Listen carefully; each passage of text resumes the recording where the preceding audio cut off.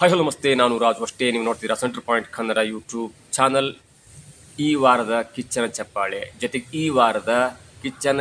ಜೊತೆಗೆ ಇಡೀ ಸೀಸನ್ನ ಕಿಚ್ಚನ ಚಪ್ಪಾಳೆ ಯಾವ ಲೆವೆಲ್ಗೆ ಕಾಂಟ್ರವರ್ಸಿ ಮಾಡಿದೆ, ಜೊತೆಗೆ ಯಾವ ಲೆವೆಲಲ್ಲಿ ಸೋಷಿಯಲ್ ಮೀಡಿಯಾದಲ್ಲಿ ಕಿಚ್ಚೆಬ್ಸಿದೆ ಅನ್ನೋದು ಕೂಡ ಇದೀಗ ಎಲ್ಲರಿಗೂ ಅರ್ಥ ಆಗಿದೆ. ಇದರ ಜೊತೆಗೆ ಇದೀಗ ಅದನ್ನ ತೇಪೆ ಹಚ್ಚಲಿಕ್ಕೆ, ಅದನ್ನ ದೋಸೆ ತಿರುವಿ ಹಾಕಿದ ಹಾಗೆ ಅದನ್ನು ಮರೆಮಾಚಲಿಕ್ಕೆ ಇದೀಗ ತಂಡ ಕೂಡ ಮುಂದಾಗಿದ್ದು, ಇದೀಗ ಒಂದು ಫನ್ ಆದಂತ ಗಿಲ್ಲಿಯವರನ್ನ ಹೊಯ್ಕೊಳ್ಳುವಂತ, ಗಿಲ್ಲಿಯವರಿಗೆ ಕಾಟ ಕೊಡುವಂತ, ಗಿಲ್ಲಿಯವರಿಗೆ ಟಾರ್ಚರ್ ಕೊಡುವಂತ, ಗಿಲ್ಲಿಯವರಿಗೆ ಬಂಪರ್ ಗಿಫ್ಟ್ ಕೊಡುವಂತ ಒಂದು ಈ ನಾಟಕದ ಪ್ರೋಮೋ ಇದೀಗ, ಅಥವಾ ಈ ಫನ್ ಆದಂತ ಪ್ರೋಮೋ ಇದೀಗ ಬಿಗ್ ಬಾಸ್ ತಂಡ ಹಂಚಿಕೊಂಡಿದೆ. ಹಾಗಾದ್ರೆ ಬಿಗ್ ಬಾಸ್ ತಂಡ ಹಂಚಿಕೊಂಡಂತ ಒಂದು ಫನ್ ಆದಂತ, ಒಂದು ಕ್ಯೂಟ್ ಆದಂತ, ಒಂದು ಟಾರ್ಚರ್ ಆದಂತ, ಒಂದು ಬೇರೆ ತರಹದ ಮಗ್ಗಲನ್ನ ಬದಲಿಸುವಂತ ಒಂದು ಪ್ರೋಮೋ ಇದೆಯಲ್ಲ, ಅದನ್ನ ನೋಡ್ಕೊಂಡು ಬರೋಣ. ಅದರ ನಂತರ ಅದರ ಸಂಪೂರ್ಣವಾದ ಮಾತನ್ನ, ಯಾರು ಯಾವ ತರ ಟಾರ್ಚರ್ ಕೊಟ್ಟರು, ಯಾರು ಯಾವ ತರ ಸೇಡನ್ನು ತಿರ್ಸ್ಕೊಂಡ್ರು, ಅದಕ್ಕೆ ಗಿಲ್ಲಿಯವರ ಒಂದು ರಿಯಾಕ್ಷನ್ ಏನಿತ್ತು, ಎಲ್ಲವನ್ನ ನೋಡ್ಕೊಂಡು ಬರೋಣ ಬನ್ನಿ.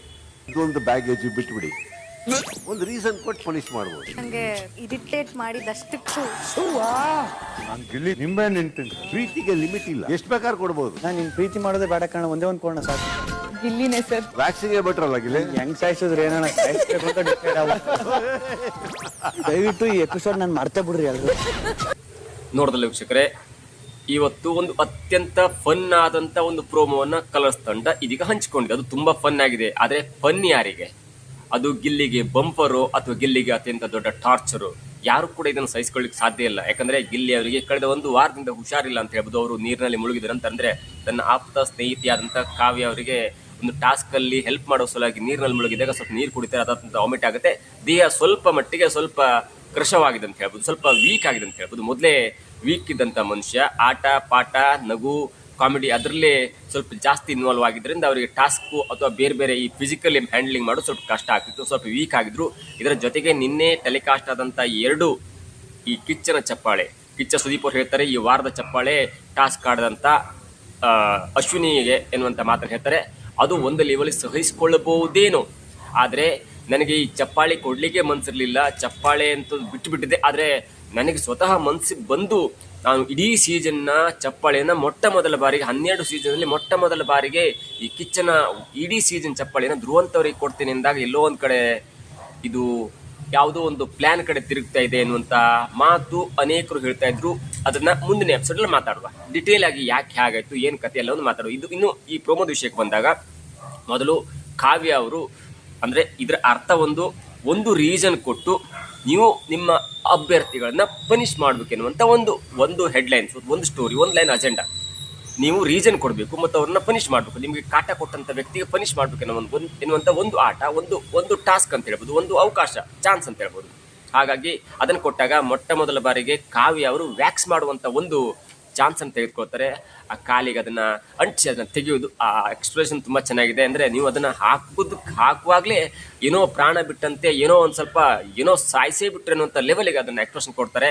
ಅದು ತೆಗೆದಾಗಂತೂ ಜೀವನ ಹೋಗುತ್ತೆ, ಅದು ಎಲ್ರಿಗೂ ಅನುಭವ ಆಗುತ್ತೆ, ಅದೊಂಥರ ಫನ್ ಆಗಿರುತ್ತೆ. ಜೊತೆಗೆ ಆ ರೀಸನ್ ಕೂಡ ಕೊಡ್ತಾರೆ. ಕಾವ್ಯವರು ಪದೇ ಪದೇ ನನಗೆ ಟಾರ್ಚರ್ ಕೊಡ್ತಾ ಇದ್ರು, ಪದೇ ಪದೇ ನನಗೆ ಕಾಲು ಎಳಿತಿದ್ರು, ಪದೇ ಪದೇ ನಂಗೆ ಹಿಂಸೆ ಕೊಡ್ತಿದ್ರು. ಅಂದ್ರೆ ಫನ್ ತರ, ಅಂದ್ರೆ ಕಾಟ ಕೊಡ್ತಿರೋಂಥ ರೀತಿಯಲ್ಲಿ ಕಾಟ ಕೊಟ್ಟಾಗ ಅದಕ್ಕೆ ಪ್ರತ್ಯುತ್ತರವಾಗಿ ಇದೀಗ ಅವರು ರೀಸನ್ ಕೊಟ್ಟು ವ್ಯಾಕ್ಸ್ ಮಾಡ್ತಾರೆ. ವ್ಯಾಕ್ಸ್ ಮಾಡುವಾಗ, ವ್ಯಾಕ್ಸ್ ತೆಗೆಯುವಾಗ ಅದು ಅದರ ಟಾರ್ಚರು ಅಥವಾ ಅದರ ಹಿಂಸೆ ಹೇಳಲಿಕ್ಕಾಗಲ್ಲ. ಅವ್ರು ಹೇಳ್ತಾರೆ ಕೊನೆದಾಗಿ ಸಾಯಿಸ್ರಿ, ಹೇಗೋ ಸಾಯುದಂತೆ ಗ್ಯಾರಂಟಿ, ಅದು ಹೇಗೆ ಸಾಯಿಸ್ರಿ ಎನ್ನುವಂತ ಮಾತನ್ನು ಕೂಡ ಹೇಳ್ತಾರೆ. ಅದು ಒಂದು ಲೆವೆಲ್ಗೆ. ಇನ್ನು ರಕ್ಷಿತಾ ಶೆಟ್ಟಿ ಅವರು ಕೂಡ ಧನುಷ್ ಅವರಿಗೆ ನೋಡಿ, ರಕ್ಷಿತಾ ಶೆಟ್ಟಿ ಅವರು ಟಾರ್ಚರ್ ಕೊಡ್ಲಿಕ್ಕೆ ಹೋಗಿಲ್ಲ. ಟಾರ್ಚರ್ ಕೊಟ್ಟರು, ಅದು ಗಿಲ್ಲಿಗೆ ತುಂಬಾ ಜನ ಕೊಟ್ಟರು ಕೂಡ ರಕ್ಷಿತಾ ಶೆಟ್ಟಿ ಹಾಗೆ ಮಾಡಿಲ್ಲ. ಅದು ಧನುಷ್ ಅವ್ರಿಗೆ ಕೊಟ್ಟರು, ಅದೊಂದು ಕಷಾಯ ಕೊಟ್ಟರು. ಅದು ಕೂಡ ಕಷಾಯ ಅಂದ್ರೆ ಕಹಿ ಇರುತ್ತೆ, ಅದು ಆಯುರ್ವೇದಿಕ್ ತರ ಇರುತ್ತಲ್ಲ, ಅದನ್ನ ಕುಡ್ದವರಿಗೆ ಅದರ ಕಷ್ಟ ಗೊತ್ತುಂಟು. ಆದ್ರೂ ಕೂಡ ರಕ್ಷಿತಾ ಶೆಟ್ಟಿ ಅವರು ಯಾವುದೇ ಕಾರಣಕ್ಕೂ ಕೂಡ ಗಿಲ್ಲಿ ಅವರಿಗೆ ಅದನ್ನ ಕೊಡ್ಲಿಕ್ಕೆ ಹೋಗಿಲ್ಲ. ಈಗಾಗಲೇ ಪಾಪ ಬೇಸರದಲ್ಲಿದ್ದಾರೆ. ಎಲ್ಲರೂ ಕೂಡ ಒಬ್ಬರಿಗೆ ಮುಗಿ ಬೀಳೋದು, ಈ ಗುಂಪಲ್ ಗೋವಿಂದ ಅನ್ನೋ ತರ ಮಾಡಬಾರ್ದು ಅನ್ನೋ ರೀತಿಯಲ್ಲಿ ರಕ್ಷಿತಾ ಶೆಟ್ಟಿ ಧನುಷ್ ಅವರಿಗೆ ಕೊಡ್ತಾರೆ, ಬದಲಾಗಿ ಗಿಲ್ಲಿ ಅವರಿಗೆ ಕೊಡಲ್ಲ. ಇದು ಪಾಯಿಂಟ್ ಬಿ ನೋಟೆಡ್. ಮತ್ತು ಇದರ ಸಲುವಾಗಿ ನಾವು ಚಿಕ್ಕ ನಮ್ಮ ಚಾನಲ್ ಕಡೆಯಿಂದ ರಕ್ಷಿತಾ ಶೆಟ್ಟಿ ಅವರಿಗೆ ಒಂದು ಚಪ್ಪಾಳೆ. ಇನ್ನು ರಘು ಅವರು ಒಂದು ಮೆಣಸಿನಕಾಯಿ ಮತ್ತು ಒಂದು ಲಿಂಬೆ ಹಣ್ಣನ್ನು ಮಿಕ್ಸ್ ಮಾಡಿಕೊಡ್ತಾರೆ, ತಿನ್ನು ಅಂತ. ಆಗ ಹೇಳ್ತಾರೆ ಅದು ಪ್ರೀತಿಯಿಂದ ಕೊಡ್ತೇನೆ ಅನ್ನುವಂತ ಮಾತನ್ನು ಹೇಳ್ತಾರೆ. ಗಿಲ್ಲಿ ನಿನಗೆ ಪ್ರೀತಿಯಿಂದ ಕೊಡ್ತೇನೆ, ಒಂದು ಲಿಂಬೆ ಹಣ್ಣು ಒಂದು ಮೆಣಸಿನಕಾಯಿ ಅಂತಾರೆ. ಅವಾಗ ಗಿಲ್ಲಿ ಹೇಳ್ತಾರೆ ನೀನು ಪ್ರೀತಿನೂ ಬೇಡ ಏನು ಬೇಡಪ್ಪ ಎನ್ನುವಂತ ಮಾತನ್ನು ಹೇಳ್ತಾ ಇದ್ರೆ ತಿನ್ಲೇಬೇಕಾಗುತ್ತೆ. ಒಂದು ಮೆಣಸಿನಕಾಯಿ ತಿಂತಾರೆ. ಅದಾದ ನಂತರ ಅವರು ಬಾತ್ರೂಮಿಗೆ ಅದನ್ನ ವಾಪಸ್ ಹಾಕ್ತಾರೆ. ಅಂದ್ರೆ ಅದನ್ನ ಆಗಲ್ಲ, ಊದು ಬಿಡ್ತಾರೆ. ಜೊತೆಗೆ ರಾಶಿಕಾ ಅವರು ಸ್ವಲ್ಪ ಕ್ಯೂಟ್ ಆಗಿರ್ತಾರೆ, ಅಂದರೆ ಕ್ಯೂಟ್ ಆದಂಥ ಒಂದು ಫನ್ ಅಂತ ಹೇಳ್ಬೋದು. ಅವರು ಗಿಲ್ಲಿಗೆ ಆ ಕೈ ಆಕಾರದ ಆಕೃತಿಯ ಒಂದು ತಲೆ ದಿಂಬ್ ಥರ ಒಂದು ಸ್ಮೂತ್ ಆದ ಬೆಡ್ಡನ್ನು ಹೊಡೆಯುವಂಥದ್ದು, ಅದು ಕೂಡ ಓಕೆ ಅಂತ ಹೇಳ್ಬೋದು. ಯಾಕಂದರೆ ಅದು ಪ್ರೀತಿ ಅಂತ ಹೇಳ್ಬೋದು, ಸಲುಗೆ ಅಂತ ಹೇಳ್ಬೋದು. ಅಷ್ಟೇನು ಟಾರ್ಚರ್ ಕೊಟ್ಟಿರಲಿಲ್ಲ. ಇನ್ನು ಅಶ್ವಿನಿ ಗೌಡ ಅವರು ಕೂಡ ಇದು ಗಿಲ್ಲಿಗಾಗಿ ಅನ್ನುವಂಥ ಮಾತು ಹೇಳಿ ಅದು ಕೂಡ ಕಷಾಯಿ ಕೊಡುವಂಥ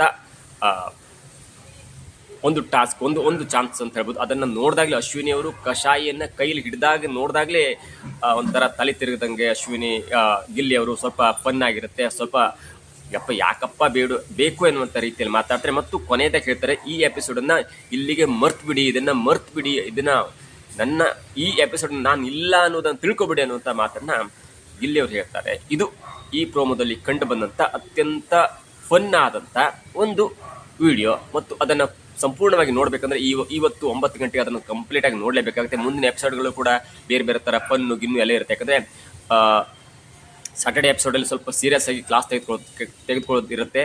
ಅದಾದ ನಂತರ ಎಲ್ಲ ಕ್ಲಾಸು, ಚಪ್ಪಾಳೆ ಗಿಪ್ಪಾಳೆ, ವಾರದ ಚಪ್ಪಾಳೆ, ವರ್ಷದ ಚಪ್ಪಾಳೆ, ಇಡೀ ಲೈಫ್ ಚಪ್ಪಾಳೆ ಎಲ್ಲ ಮುಗಿದ ನಂತರ ಸಂಡೇ ಸ್ವಲ್ಪ ಫಸ್ಟ್ ಹಾಫಲ್ಲಿ ಸ್ವಲ್ಪ ಫನ್ ಇರುತ್ತೆ. ಅದಾದ ನಂತರ ಸೀರಿಯಸ್ ಆಗಿ ಎಲಿಮಿನೇಷನ್ ಆದ ನಂತರ ಒಬ್ಬರನ್ನ ಮನೆಯಿಂದ ಹೊರಗೆ ಕಳಿಸಿ, ಅದಾದ ನಂತರ ಒಂದು ಲಾಸ್ಟ್ 10 ಮಿನಿಟ್ಸಲ್ಲಿ ಅವ್ರ ಮನೆಯವ್ರನ್ನ ಕರೆಸಿ, ಅವ್ರ ಸ್ಟೇಜ್ ಕರೆಸಿ ಮಾತು ಗೀತು ವೀಟಿ ಎಲ್ಲ ತೋರಿಸಿ ಅದನ್ನು ಮನೆಗೆ ಕಳಿಸುವಂಥ ಒಂದು ಸಂಪ್ರದಾಯ, ಒಂದು ಗಳಿಗೆ ಇರುತ್ತೆ. ಆದರೆ ಇದೆಲ್ಲದರ ನಡುವೆ ಗಿಲ್ಲಿಗೆ ಬಂಪರ್ ಗಿಫ್ಟಾ ಅಥವಾ ಇದು ಟಾರ್ಚರ್ ಅನ್ನೋದು ಕೂಡ ಇದೀಗ ಎಲ್ಲರೂ ಕ್ವಶನ್ ಮಾಡ್ತಾ ಇದ್ದಾರೆ. ಆದರೆ ಇಲ್ಲಿಗೆ ಪ್ರಾಣ ಸಂಕಟ ಅಂತಾರಲ್ಲ, ಅಂದರೆ ಬೆಕ್ಕಿಗೆ ಆಟ, ಇಲ್ಲಿಗೆ ಪ್ರಾಣ ಸಂಕಟ ಎನ್ನುವಂಥ ರೀತಿಯಲ್ಲಿ ಇದೀಗ ಎಲ್ಲವೂ ಕೂಡ ಆಗ್ತಿದೆ. ಆದರೆ ಮುಂದಿನ ಎಪಿಸೋಡ್ಗಳಲ್ಲಿ ಏನಾಗುತ್ತೆ, ಯಾರು ಮತ್ತೇನು ಹೊಸದಾಗಿ ಬರುತ್ತಾ ಅಥವಾ ಮಧ್ಯಾಹ್ನ ಒಂದು ಪ್ರೋಮೋ ಬರುತ್ತೆ, ಸಂಜೆ ಒಂದು ಪ್ರೋಮೋ ಬರುವಂಥ ಚಾನ್ಸ್ ಇರುತ್ತೆ. ಆದರೆ ಇಷ್ಟರ ಮಟ್ಟಿಗೆ ಗಿಲ್ಲಿಯನ್ನು ಇಡೀ ಫ್ಯಾಮಿಲಿಯವರು ಬೈಕೊಂಡಿದ್ದಾರೆ. ಇದರ ಮಧ್ಯೆ ಚಿಕ್ಕ ಪುಟ್ಟ ಮತ್ತೊಂದು ಪ್ರೋಮೋ ಕೂಡ ಬಂದಿದೆ, ಅದು ಜಿಯೋ ಸ್ಟಾರಲ್ಲಿದೆ. ಅದರ ಮುಖ್ಯವಾಗಿ ಎಲ್ಲರೂ ಕೂಡ ಗಮನಿಸಬೇಕಂತ ವಿಚಾರ ಅಂದರೆ, ಇದರ ಜೊತೆಗೆ ಈ ಮೆಣಸಿನಕಾಯಿ ಲಿಂಬೆಹಣ್ಣು ಎಲ್ಲ ಆದ ನಂತರ ಅಶ್ವಿನಿ ಗೌಡ್ರ ಜೊತೆ ರಕ್ಷಿತಾ ಶೆಟ್ಟಿ ಅವರು ಮಾತಾಡ್ತಾರೆ.